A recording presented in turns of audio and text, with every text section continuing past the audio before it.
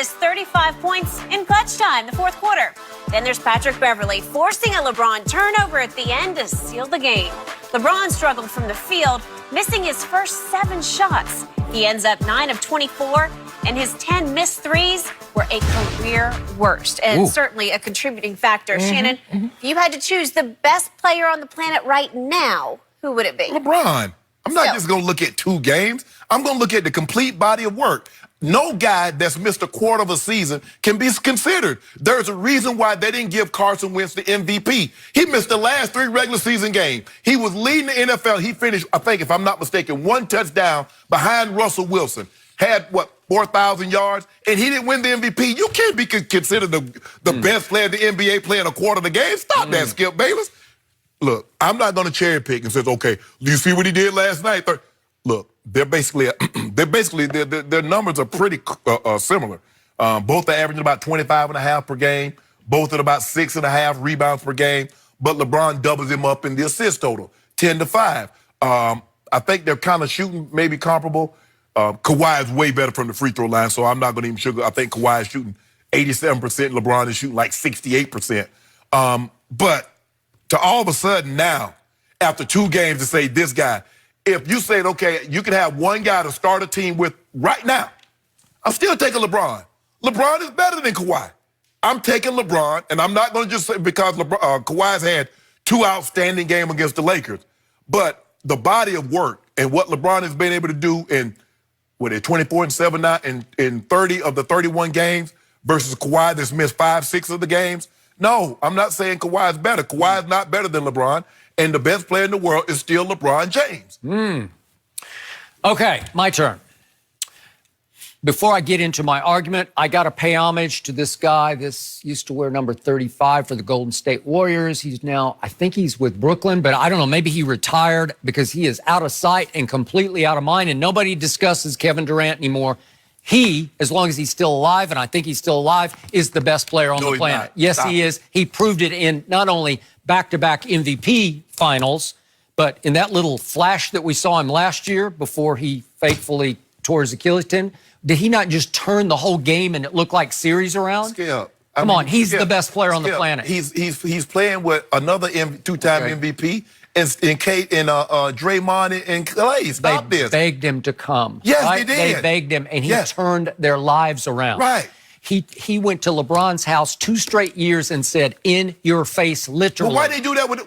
Why didn't he do that with OKC? Well, did you see what happened to James Harden last night or yesterday at Golden State? Okay. That's what kept happening to Kevin in Oklahoma City. Russell Westbrook kept getting in his way. Whatever. Well, he did. Okay. But he's out of sight, out of mind. Now I got one other disqualifier here to this. I watched a game yesterday between Philadelphia and Milwaukee in Philly.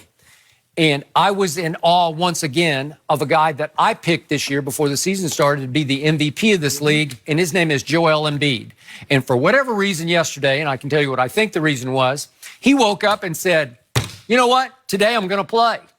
When he decides to play, he is the best player on this planet. No. He can dominate both ends the way nobody can because he's the guy who's 7 feet tall and can make threes. He's making 33% of his threes. LeBron's now at 34%. So I don't know. It's kind of 6 of one, half dozen of the other.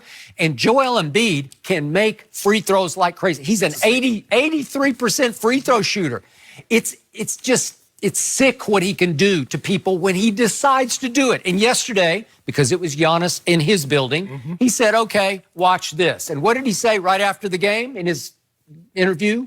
He said, I just wanted to make a statement that I want to be Defensive Player of the Year. Well, good Was that luck. not music to the ears of Brett Brown, his coach? Good luck. AD way ahead of you in that category. Okay, but I don't think he's way ahead when Joel decides to play defense, and he wanted to show up Giannis yesterday. Skip, Did he not show him up? Skip. Boy, Giannis went 8 for 27. Yikes. Skip, you know how this works. You can't say, well, when he wants to play. How can you say a guy's the best when he has 0 points in the game? When you see it, you just say, aha, there it is. I can't explain the rest of it. Maybe he's just not born to be that guy. Okay. Maybe he doesn't have that. So he disqualified. That set of intangibles. If you play a game in which you play 25 plus minutes and you score 0 points, you're disqualified. Okay. All right, and his points are down by 5. He's averaging 23. He was 28 last year because they added Al Horford, and obviously they lost some shooters, some distance scoring, and all of a sudden the lane is getting more and more clogged. But yesterday he said, I'm not going to worry about that.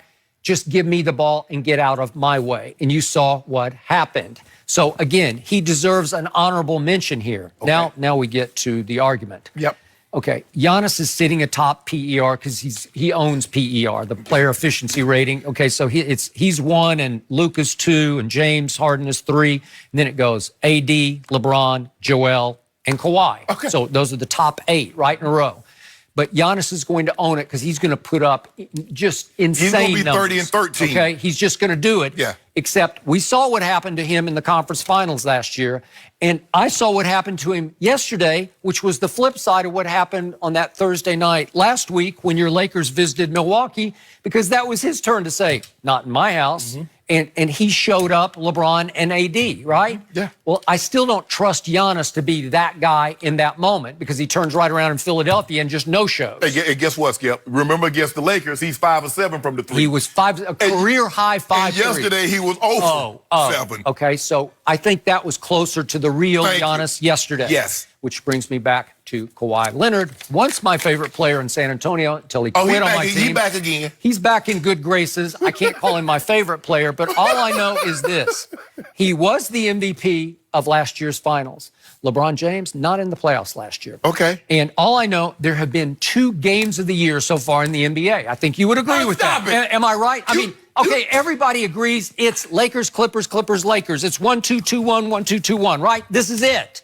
And they have met twice because they share the building, so it's been 1 Clipper home game, 1 Laker home game. Who dominated both games? Kawhi Leonard. Who was better than AD or LeBron in both the games? Kawhi Leonard was. Both ends of the floor, he was better than both of them. But you do realize in yesterday's game, both players scored 11 points in the 4th quarter. Okay, but LeBron down the stretch last 6:39 scored 1 point and missed the other free throw, which was a crucial free throw on the scoreboard, right? Well, who just kept scoring?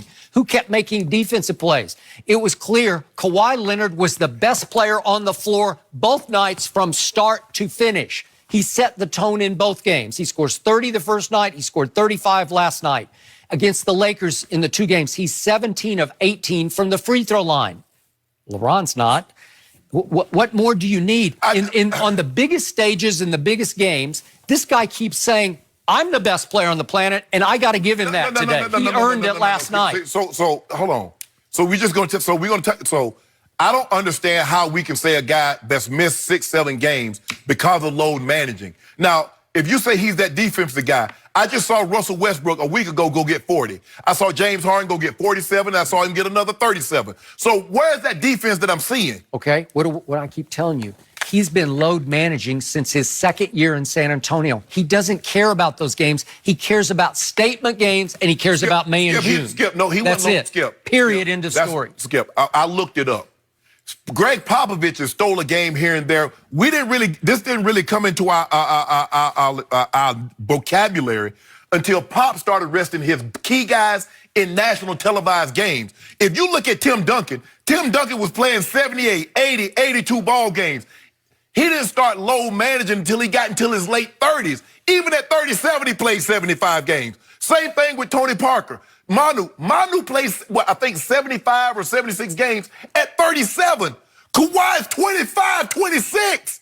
So this load management has to do with age. Kawhi's in his 20s. Okay, but it's just how he functions. It's just, and I think Uncle Dennis has had a lot to do with it because Uncle Dennis has encouraged him, just tell him no. Just tell them you're not going to play. What are they going to do? Cut you? They're not going to cut you. Here's the thing. Look, we know that superstars in basketball has more clout, has more cachet than any other professional sport. Maybe, I don't know, maybe Messi or Ronaldo. No, but I agree with you. Yeah. They do. Tom Brady can't go to Mr. Kraft and get Bill Belichick fired. No. LeBron, Giannis, Kawhi, they can go to this and get you up out of it, and you go. I would agree. So if he says, Skip, that's why they can say, look, I want my entourage to be on the plane. And guess what the entourage is going to be? You think Tom Brady can get his entourage? He might be able to get the trainer, but he ain't getting dad. He ain't getting girlfriend. These players, if they want their girlfriend, significant other to be on the team charter, Guess who's going to be on the team charter sitting there with a player? Okay. And the baby. Because that's what Toronto did. Toronto acquiesced and had Toronto's significant other and the baby on the flight. Okay, and what's the payoff? A championship. Skip, if you got that kind of leverage, but here's the thing. In other words, in order for this to be successful, you got to win the championship every year. Did Pop win the championship every year? Because the first 4 years, there was no such thing as load management.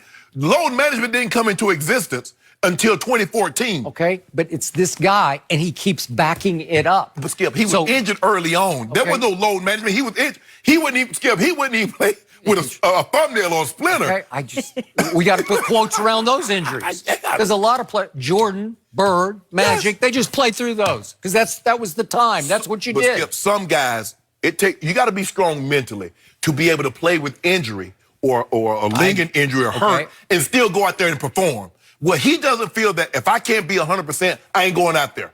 But it's going to be very few times, Skip, that after the first game that you're going to be 100%. Okay, but if he showed you mental weakness in a big stage game, I'd say, look at this. This is demonstrating that he just doesn't have a basketball backbone. But he does.